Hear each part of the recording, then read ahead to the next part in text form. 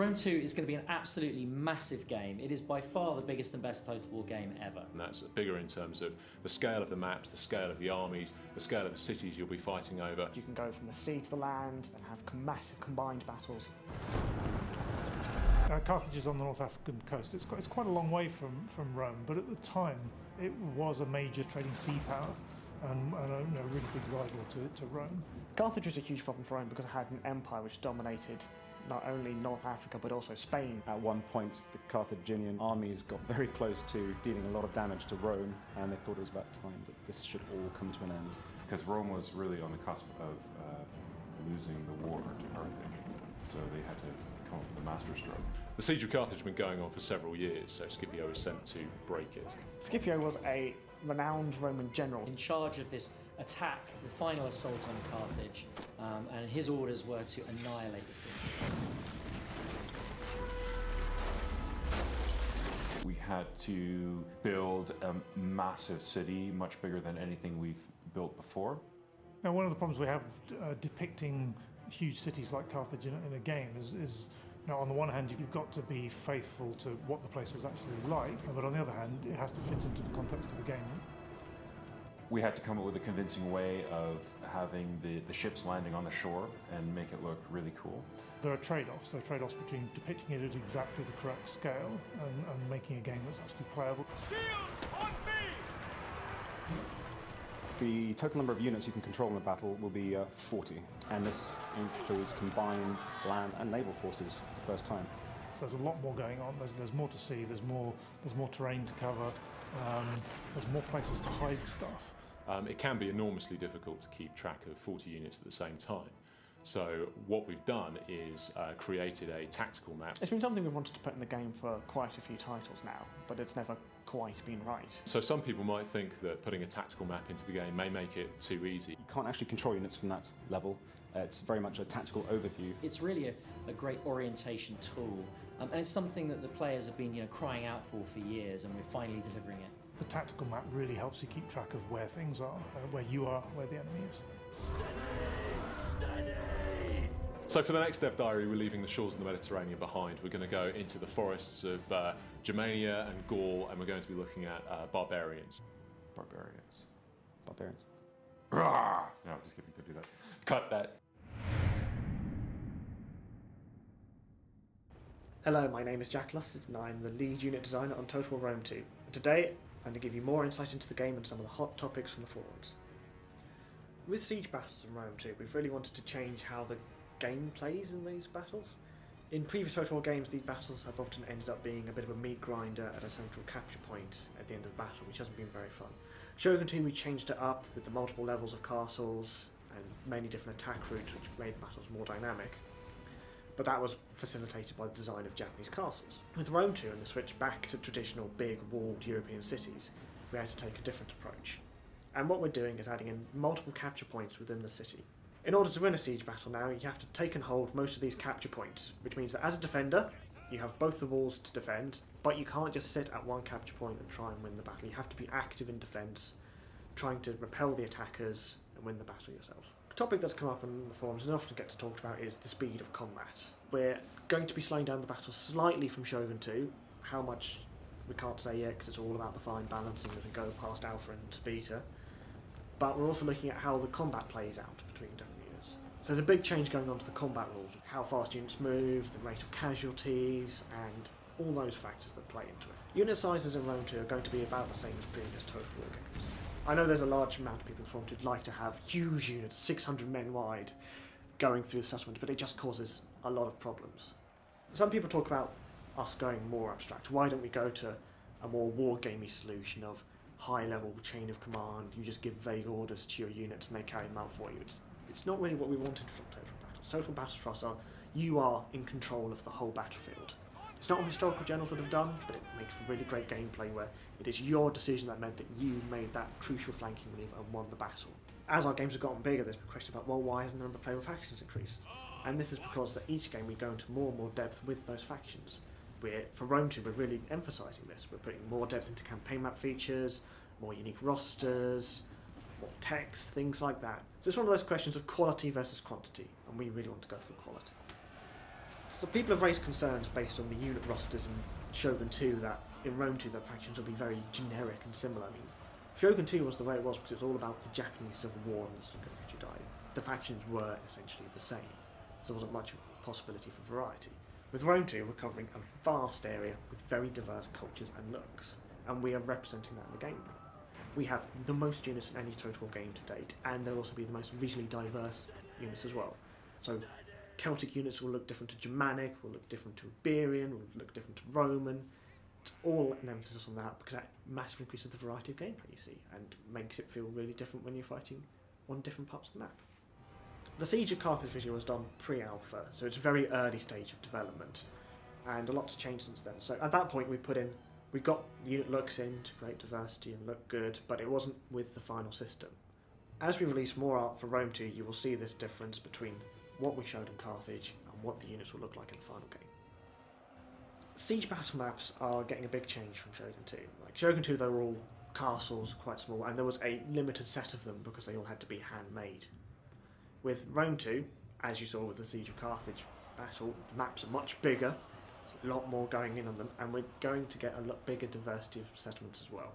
We will not make sure you're not fighting the same battle map again and again and again, so we're really putting emphasis on getting in a large variety of settlements which will each play differently. Historically in Total War games there's always been more siege battles than land battles, and that's something we've been working hard to change. In Shogun 2 it was around half and half, but still not quite where we wanted it to go. And with Rome 2 there's a big change coming to the campaign map, breaking it up into provinces and regions. Won't go into too much detail about the mechanics yet, but one of the emphasis behind this is making there be less siege battles, but making those siege battles more epic and more meaningful, because they happen less often. There's also going to be a much greater variety of battle terrain in Rome 2. We're covering a much greater geographical area, so you're going to see range from deserts to high mountains to British countryside. And we're really working hard to make those battle maps all look really nice and relate to how the campaign map looks.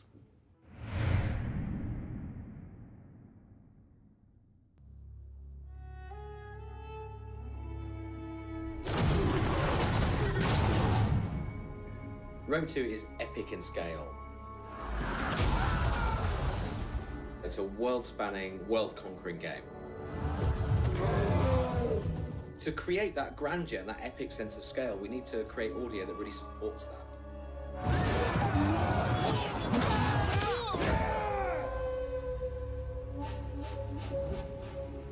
So the prologue in Rome 2 is a kind of contained, narrative-driven mini-campaign that leads the player into the full campaign game.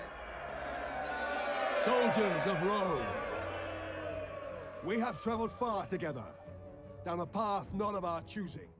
So we have Mark Strong playing the part of Silanus, who's the kind of protagonist in the prologue. Mark Strong is a great actor. He's worked in numerous films, Kick-Ass, Sherlock Holmes. Mark is perfect for the role. He's got power and gravitas. You can just feel the strength in his voice when he delivers a line. Fate and the cruelty of man compelled each of us to draw our weapons, stand back to back, and defend our lands against the common foe. He kind of starts off as a mid-rank Roman commander, and then as the prologue progresses, he sort of rises up in rank to eventually become a proconsul. He's a very accomplished military commander, the kind of guy you would follow into battle. Although interesting in the game, the more successful he becomes and the more power he accrues, he seems to fulfill that old saying that power corrupts and absolute power corrupts absolutely. It is clear that evil left unchecked will always find Rome. It's very important you understand the character you're playing in order to give the game some life. We shall forge our destiny together! If you're trying to find a way to give him gravitas and make him believable, you've got to make the lines sound like somebody who you would follow into battle. We did not seek this war. It is our homes at birth. So I've given him a kind of gravelly strength. He definitely draws the player into the game right from the start.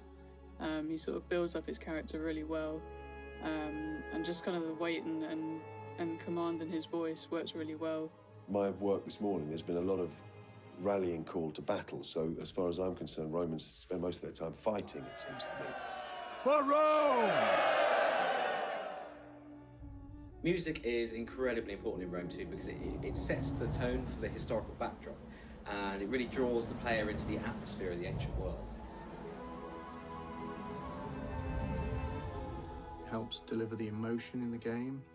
It helps deliver the grandeur and the spectacle. And it helps us to create an identification with a particular culture. Largely, the inspiration comes from the visuals and the game itself. It's usually a case of sitting down and playing the game, looking at still shots, prototype artwork. That's probably the biggest challenge, actually working out what do we make Rome sound like? What do we make Romans sound like? They must be punished! And working out that musical formula or style. We've recorded the music live with the Slovak National Symphony Orchestra. We'd worked with them previously, and I know the setup and the sound there, so it was a simple decision really. The conductor was a guy called Jeff Atmajan. He'd got extensive recording experience on many feature films. He's really very good at communicating with the orchestra and shaping the phrasing that we're working on and rhythms so that we basically get what we really want and the music sounds as good as it can. When you record live musicians, you get the human emotion poured into the music. You get extra detail, depth and texture that's just not possible to do with electronic renditions. The sound effects in Rome 2 really immerse the player in any given environment they're in at the time. So, whether that's a great sweeping battle with thousands of troops or on the campaign map itself.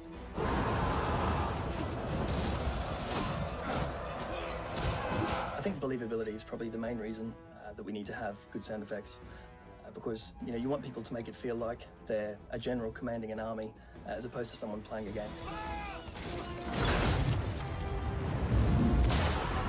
This will never end! We recorded a lot of the assets ourselves here, as well as in the field, as well as at Shepparton Studios. And so we've recorded tens of thousands of individual assets that have been recorded from scratch. So that really does make the battlefield come alive when you can zoom into two guys fighting it out and hear exactly how, we think it should sound in that era. Some of those guys really suffered for their art. We had them standing around in full suits of Roman armour being struck with blunt instruments to kind of replicate the sound of metal on metal that you hear in battle. Those guys really worked hard for us. So the metal shield was a car door impact, plastic bottle being hit, foley, body thumps, like a big body hit. We used a giant metal spatula for sword ring outs. We also created a new sort of faux Roman guy, which was a punching bag with helmets, and we bashed it with our fists and all that sort of stuff. It's not always what you expect it to be. The sound effects and audio for Rome 2 are utterly spectacular. We've got this incredible orchestral soundtrack. We've got this incredibly detailed, rich soundscape. You just have to hear it to believe it.